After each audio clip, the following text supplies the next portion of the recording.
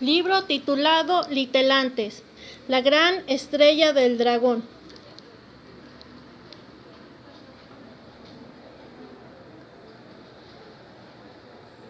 Escrito por Jesús Alfredo dos Amantes Terán.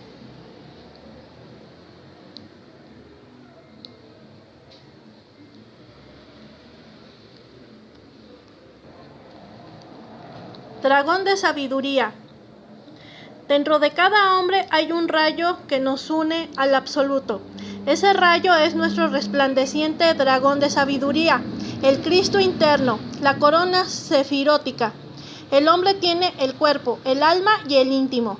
Más allá del íntimo, todo hombre tiene tres profundidades. La primera es el origen de la vida, la segunda es el origen de la palabra y la tercera es el origen de la fuerza sexual. Estas tres profundidades divinales de cada hombre constituyen el resplandeciente dragón de sabiduría. Cada hombre tiene su dragón de sabiduría. Él es el Dios interno y es Alfa y Omega, el principio y el fin. Él es el Cristo interno que el hombre necesita encarnar dentro de sí mismo. Samael Aún Weor.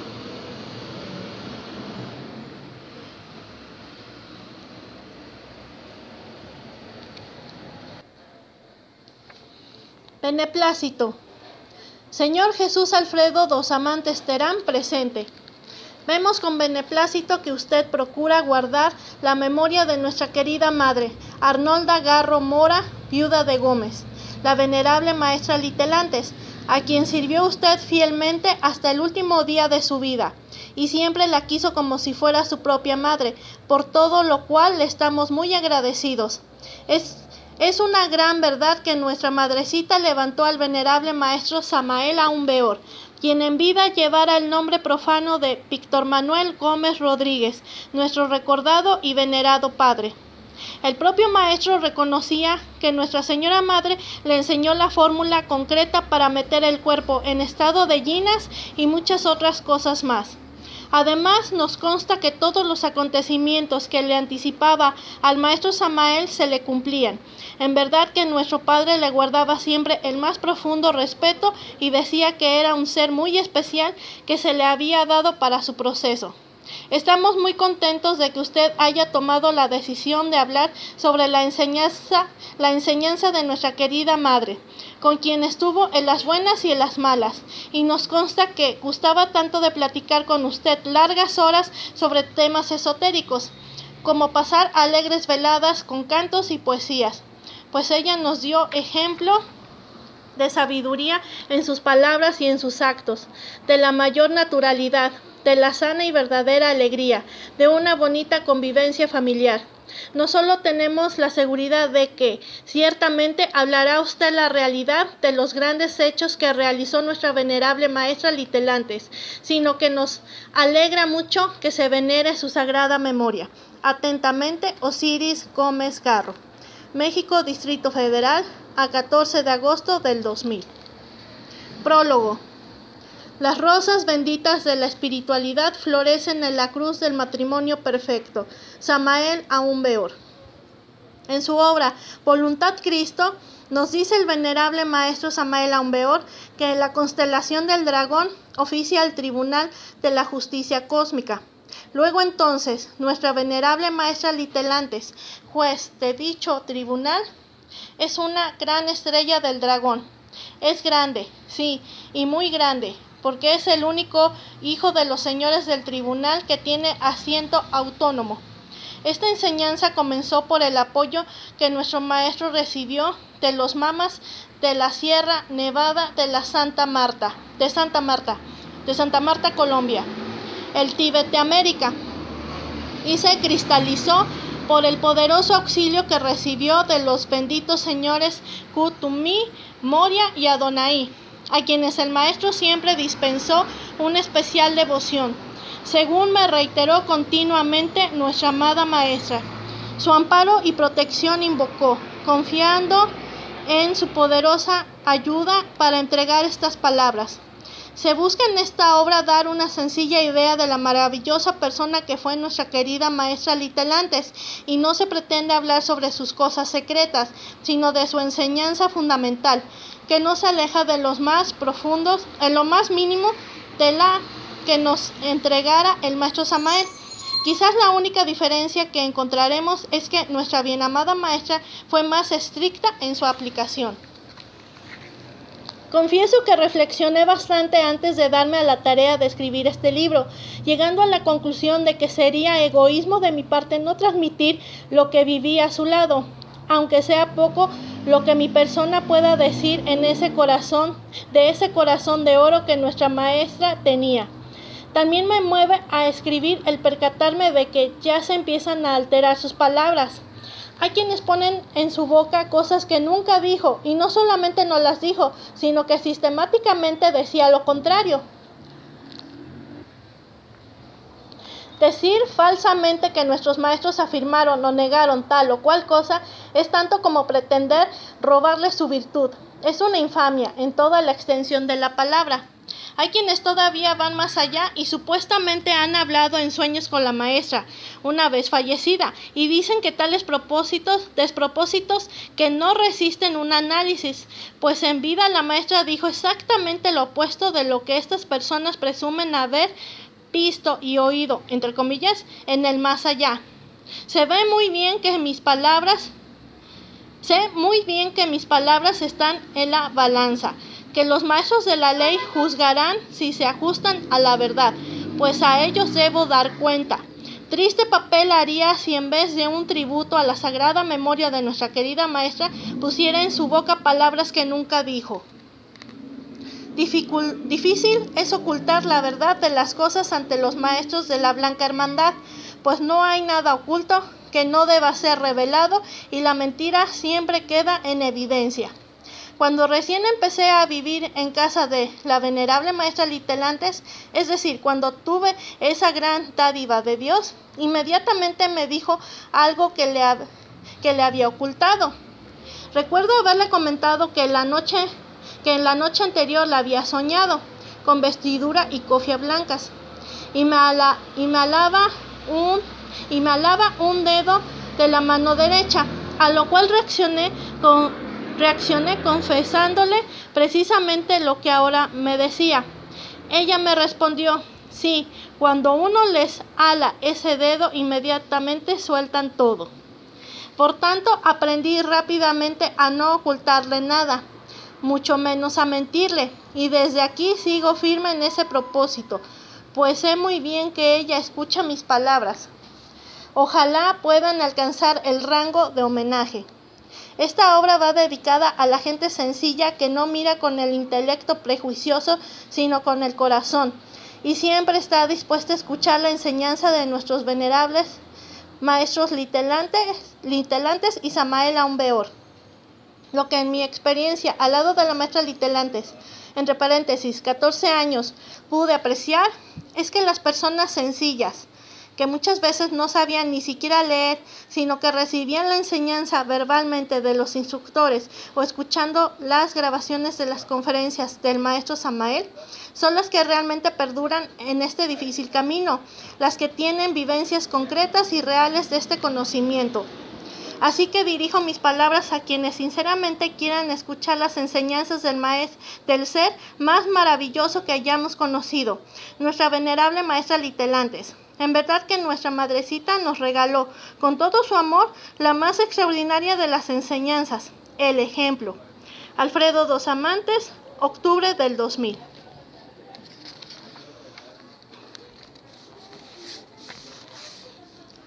Maestro Kuthumi sagrado, eres tierno corazón del Padre. Maestro Kuthumi sagrado, eres la raíz del Fuat que arde. Eres en verdad el Cristo bien amado. Oh tú, dueño del silencio, crisol de la sabiduría, tus pies reverencio, Señor de la alegría. Tu camino de regeneración nos salva del averno, nos libra de la tentación, por el amor paterno. Dios puso en tus manos la sagrada enseñanza, para dar a los humanos el consuelo y la esperanza. Cuando un nuevo Cristo encarna a su divinidad, el campo tienes listo para sembrar eternidad. Eres gloria de la Santa Cruz, de la Divina Madre el contento, de nuestro Padre la fulgente luz y del sagrado amor el firmamento. Eres, en fin, oh bendito Maestro, lo divino mezclado con lo humano, el verdadero Padre nuestro que se vuelve nuestro hermano. Capítulo 1. ¿Quién fue la venerable maestra Litelantes? Era muy difícil penetrar en la enigmática personalidad de nuestra venerable maestra Litelantes. El único que en verdad la conoció fue su esposo sacerdote y ciertamente nos habló solo un poco sobre su misteriosa esposa sacerdotisa.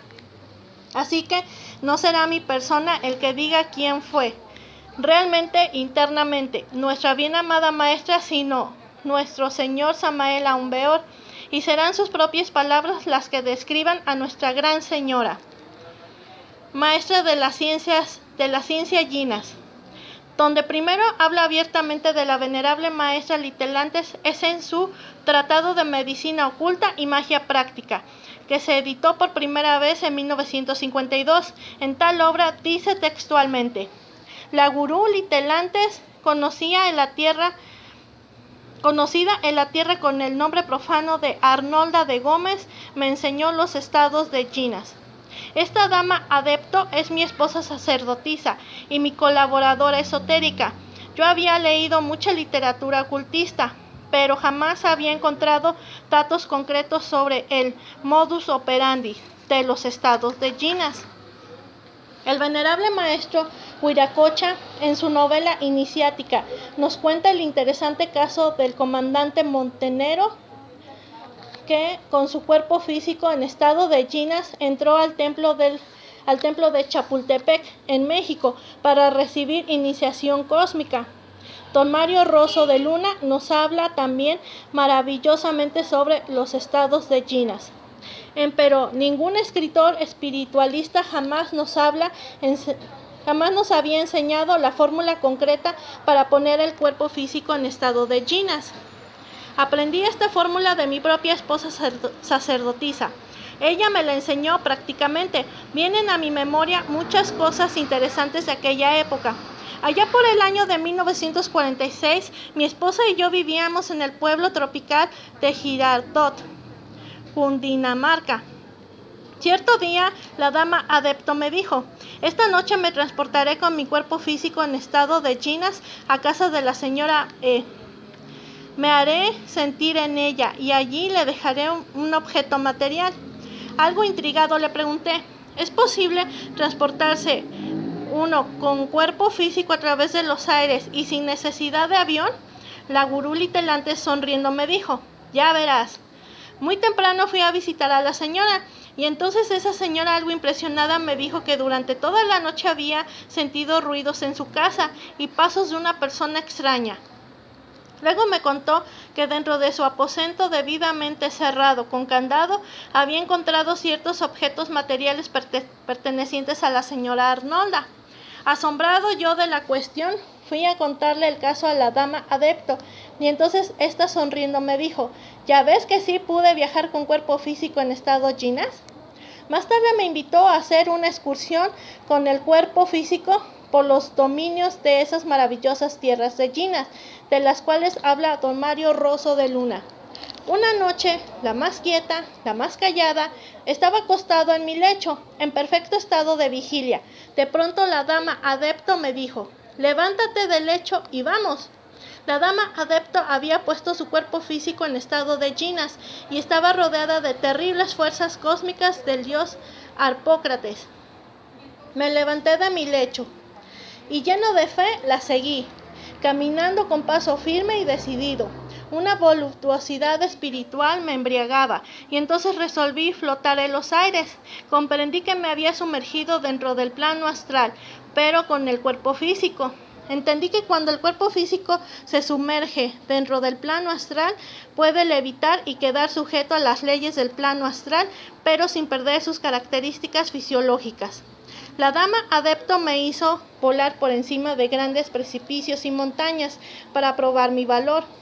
Después de una excursión muy interesante realizada por remotas tierras de Jinas, la dama adepto y yo regresamos a nuestra casa de habitación.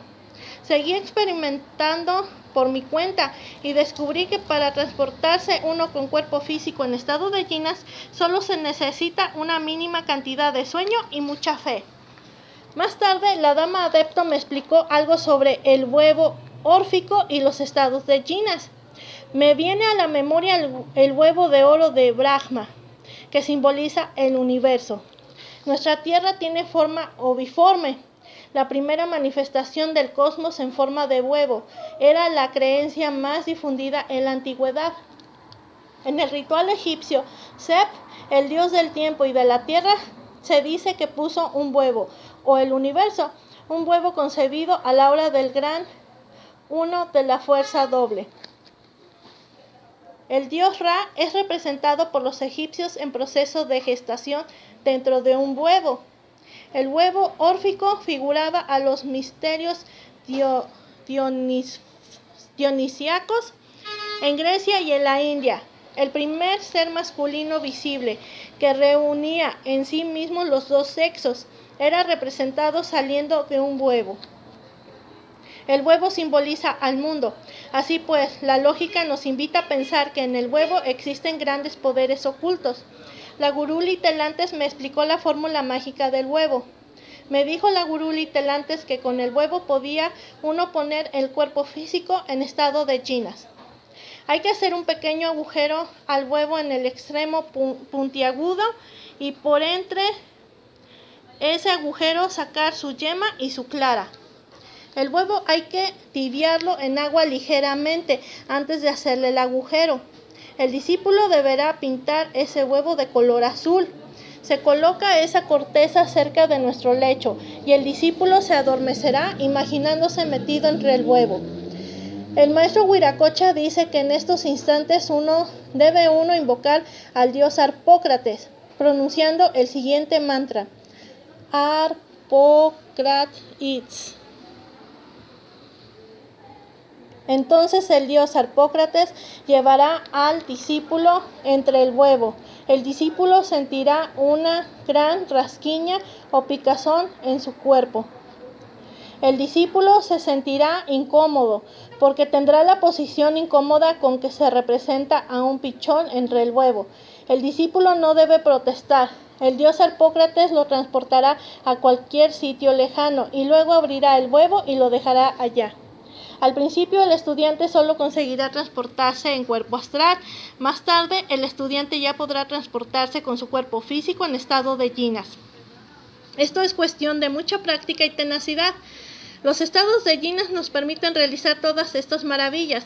La gurú Litelantes me demostró prácticamente cómo un cuerpo físico en estado de Jinas puede asumir distintas formas y agrandarse y empequeñecerse a voluntad.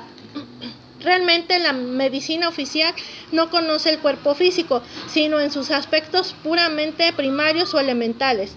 Pero los científicos ignoran totalmente que el cuerpo físico es plástico y elástico. La anatomía y fisiología oficiales se encuentran en estado embrionario todavía. Las fuerzas que la gurú Litelantes me enseñó a manejar son las fuerzas harpocratianas, que bullen y palpitan en todo el universo. Las fuerzas de Harpócrates son una variante de las fuerzas crísticas. Donde quiera que haya un estado de Jinas, un desdoblamiento astral, un templo de Jinas o un lago encantado, allí están las fuerzas de Harpócrates en función activa. Con estas prácticas de Harpócrates, el discípulo va acumulando esas energías de Harpócrates que más tarde le permitirán realizar verdaderas maravillas y prodigios. Esta ciencia maravillosa la aprendí con la gurú Litelantes, mi esposa sacerdotisa, que trabaja en los mundos superiores como uno de los 42 jueces del karma. 3 cosas sustanciales confiesa el maestro Samael a propósito de su esposa sacerdotisa. Primera, que es una gurú o bien poderosa gurú como precisa en su diversa obra Misterios Mayores. Segunda, que es uno de los 42 jueces del karma. Tercera, que aprendió de ella la fórmula concreta para poner el cuerpo físico en estado jinas. Intrigante resulta la segunda confesión, pues nos da una idea de la exaltación del grado de maestría que nuestra maestra tiene, ya que los señores del karma son exaltados de toda exaltación, desde el momento que son el instrumento primordial del Padre, Brahma, para mantener el orden del cosmos. Menciona el venerable maestro Samael que en la aurora del Mahabharata los dioses lloran al saber que el karma que les corresponde pagar durante el día cósmico. De esta suerte podemos inferir que todos los dioses están sujetos a la autoridad y potestad de los señores de la justicia cósmica. Por tanto, la exaltación de los jueces del karma es tan grande que son los inmediatos ejecutores de la voluntad del Padre, Osiris, el Pro-Pator. Sus subordinados más cercanos y ante los cuales se inclinan todos los dioses. He ahí la jerarquía de Nuestra Señora Litelantes. Salve Padre nuestro Anubis, Osiris, Un, Nefer, glorioso. Con este antecedente, no nos extraña que la maestra le enseñara al maestro Samael la fórmula concreta para poner el cuerpo físico en estado jinas. Aclara el maestro Samael que tanto el doctor Arnoldo Krum Heller, venerable maestro Huiracocha, como don Mario Rosso de Luna nos hablan sobre los estados jinas. Pero ningún escritor espiritualista jamás nos había enseñado la fórmula concreta para poner el cuerpo físico en estado de jinas. Esta afirmación evidencia que el conocimiento de nuestra bienamada maestra es superior al de los dichos escritores esoteristas y aún al del propio maestro Samael, quien recibió de ella la apreciada fórmula. Sin embargo, conviene señalar que en cierta ocasión la maestra me expresó que el abuelo, como solía decir cariñosamente al referirse a su esposo, ya sabía convertirse en felino desde antes de casarse con ella.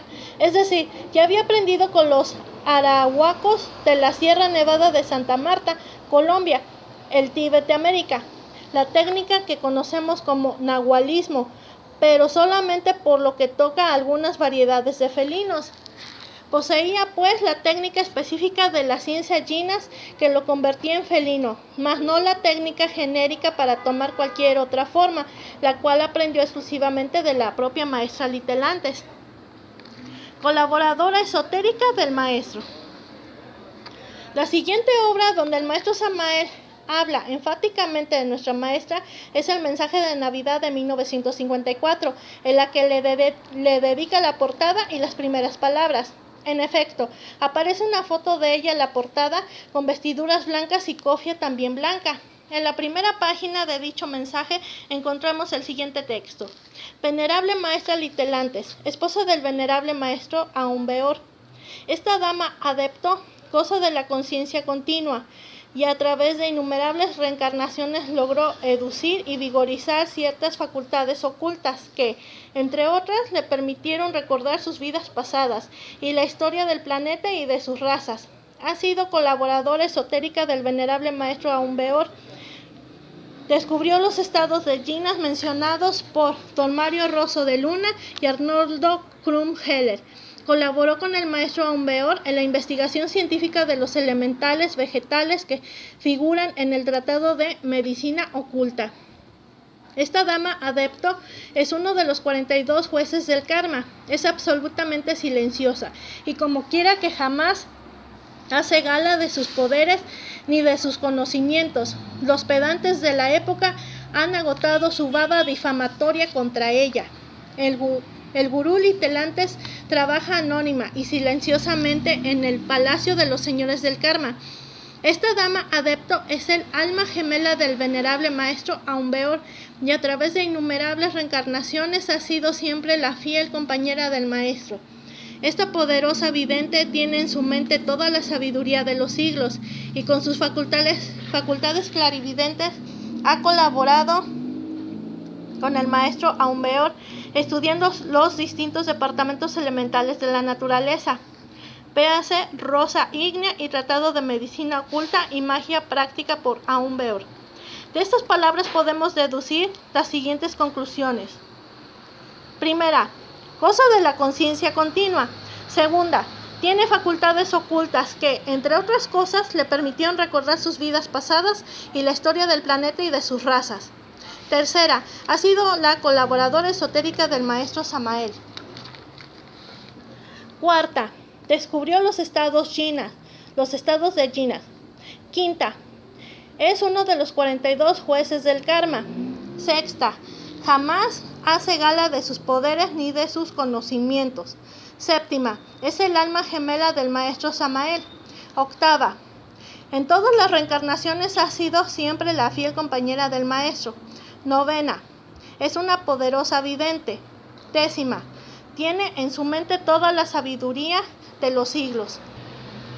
11ª, ha colaborado con el maestro estudiando los distintos departamentos elementales de la naturaleza.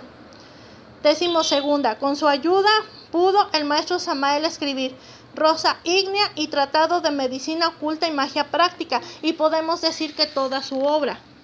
La primera obra que escribió el maestro fue La Puerta de Entrada a la Iniciación, también llamada El Matrimonio Perfecto de Kinder, editada en 1950.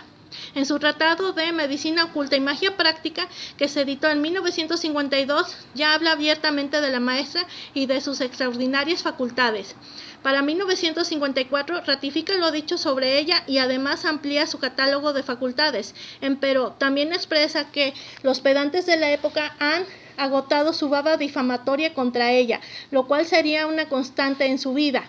En efecto, hasta la presente fecha, posterior a su desencarnación, se siguen complaciendo los pedantes santurrones y sabiondos de la época en agotar su baba difamatoria contra ella.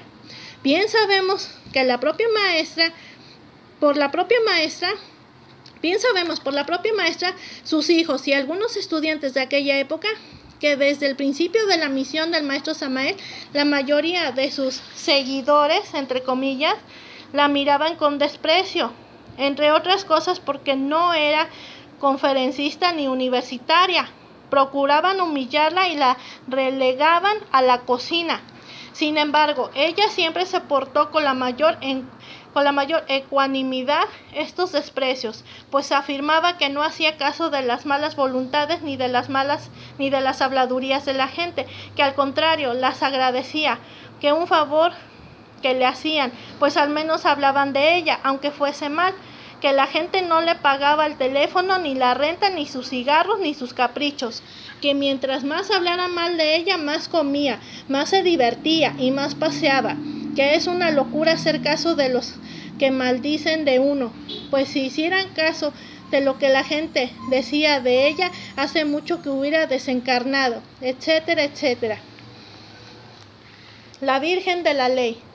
En 1956 fue editada por primera vez una hermosa obra del venerable maestro Samael Aun Beor, intitulada Los Misterios Mayores, donde vuelve a referirse a nuestra querida maestra en los siguientes términos.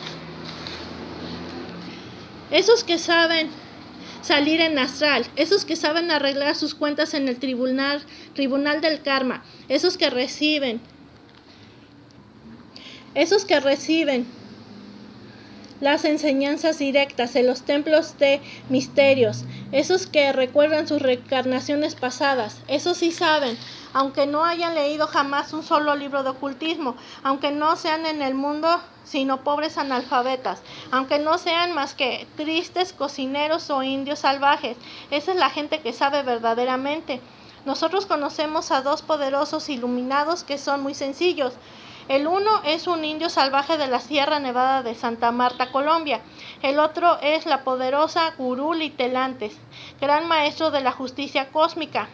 Estos dos poderosos iniciados gozan del privilegio de poseer conciencia continua. En semejantes condiciones privilegiadas, estos dos iniciados poseen conocimientos que jamás se podrían escribir, porque si se escribieran se profanarían. Los grandes intelectuales que conocieron a estos dos gurús los miraron con desdén, porque estos iniciados no hablaban como loros, porque no estaban llenos de santurronería, porque no eran intelectuales, porque no andaban contando sus asuntos esotéricos. Hemos conocido a otros que solo despiertan conciencia esporádicamente, de cuando en cuando. Esos no son sino principiantes en estas cosas. Lo importante es poseer conciencia continua en el plano astral. Para eso hemos dado prácticas y claves en este libro. El que no sabe salir en cuerpo astral conscientemente no sabe ocultismo, aunque tenga el grado 33 en el club masonería, aunque sea acuarionista, aunque se llame teósofo o se autocalifique caballero Rosacruz. Cualquiera puede leer libros de ocultismos o teorizar muy bonito, pero tener conciencia consciente de la sabiduría oculta es otra cosa. La verdadera sabiduría oculta se estudia en los mundos internos. El que no sabe salir en astral no sabe ocultismo. De todo esto podemos inferir lo siguiente. 1. Sabe salir en astral. 2. Sabe arreglar sus cuentas en el tribunal del karma. 3. Recibe las enseñanzas directas en los templos de misterios. 4. Recuerda sus reencarnaciones pasadas. 5. Tiene verdadera sabiduría. 6. Es poderosa e iluminada. 7. Es poderosa e iniciada. 8. Goza del privilegio de la conciencia continua. 9. Es gran maestro de la justicia cósmica. 10. Posee conocimientos que jamás se podrían escribir, porque si se escribieran se profanarían. 11. No habla como loro, no está llena de santurronería, no es intelectual, no anda contando sus asuntos esotéricos. 12. Posee conciencia continua en el plano astral. 13. Tiene conciencia consciente de la sabiduría oculta. Claramente señala el maestro Samael que solo a 2 personas conoció que tuvieran las facultades descritas: nuestra bien amada maestra Litelantes y un indio salvaje de la Sierra Nevada de Santa Marta, Colombia. En virtud de que este pasaje del libro Los Misterios Mayores provocó que los seguidores de un discípulo del maestro, quien por cierto le dio la espalda, pues se rebeló contra la maestra, considerarán que dicho personaje era el mencionado indio, entre comillas, salvaje de la Sierra Nevada, por lo que le rogué a la maestra me explicara de quién se trataba. Ella me afirmó enfáticamente que el maestro Samael se refería al Mama Seferino Maravita, lo que efectivamente concuerda con el texto, pues el discípulo, entre comillas, aunque era moreno, no era indio, mucho menos salvaje, ya que se trataba de un hacendado con apellido de origen vasco, por cierto. Al concluir los misterios mayores, entre comillas, en el último capítulo, el maestro Samael reitera que solo 2 personas ha conocido que están preparadas para la gnosis: un indio y la maestra Litelantes. Además menciona un hecho singular: con estas instrucciones y prácticas el hombre puede alcanzar el grado de Cristo, la mujer alcanza el grado de virgen. Litelantes, la virgen de la ley, es poderosa. Lo curioso de esta expresión es que el documento más importante de la Cábala, el Zohar, habla de la virgen de la ley. Nos relata, entre paréntesis, 2,94b, que la Torá, la ley, la luz divinal, el conocimiento verdadero, como una bellísima virgen, descubre sus más profundos secretos solo aquellos que la aman. Ella sabe que el que quiere ser sabio de corazón ronda las rejas de su morada día tras día. En un principio le llama Simplón y lo invita a conversar con ella detrás del velo que ha puesto a sus palabras, para que él pueda acomodar su manera de entendimiento y pueda progresar gradualmente. Esto se conoce como Derashá, entre paréntesis, derivado de las leyes, de la letra de las escrituras. Después ella le habla cubierta con un delgado velo de tul muy fino, le habla con enigmas y alegorías, y a esto se les llama Agadaj. Cuando por fin se ha acercado lo suficiente a ella, le descubre su rostro y sostiene una conversación con él acerca de todos sus misteriosos secretos y todos los caminos secretos que han estado ocultos en su corazón desde tiempo inmemorial. Así, un hombre se hace un verdadero adepto a la Torá, un señor de la casa, pues ella le ha descubierto todos sus misterios sin guardar ni esconder uno solo. Dice el rabino Yosef que así deberíamos los hombres seguir a la Torá con todas nuestras fuerzas y convertirnos en sus fervorosos amantes. El hecho es que estos conceptos se aplican a nuestra maestra, ya que continuamente pudimos apreciar que si alguien se acercaba a ella con prejuicios, considerándola como una ignorante, negando de antemano su maestría. Ella le ocultaba totalmente su poder, luz, y se mostraba tal como dicha persona quería verla. Si la persona se acercaba a ella con buen corazón y sin prejuicios, ella le hablaba de suerte que pudiera entender un poquito de su enseñanza, de manera que pudiera empezar a entenderla. Así que cubría sus palabras con un velo para que acomodara su entendimiento. Si la persona se acercaba a la maestra con buena voluntad y con algún conocimiento, queriendo de verdad consultarla, entonces le hablaba con enigmas. Le daba respuestas que después de algún tiempo empezaban a tener sentido. Creo que muchos tuvimos la suerte de comprobar esto, es decir, cómo se cumplían tarde o temprano sus palabras, mismas que en un principio resultaban enigmáticas. Muy excepcionalmente llegamos a escuchar de su boca palabras claras a propósito de los sagrados misterios. En tales memorables ocasiones, que siempre fueron breves, la maestra se expresaba con una precisión inimaginable, con unos vocablos a la par de hermosos, vinculados de gran prosapia, que no hemos escuchado en las aulas universitarias ni en el más elocuente discurso. Era realmente asombroso que aquella persona que nunca había pasado por la universidad desbordaba una elocuencia, una pulcritud del lenguaje que hubieran querido más de un doctor en Derecho o Filosofía, y la profundidad del concepto lo dejaba a uno atónito.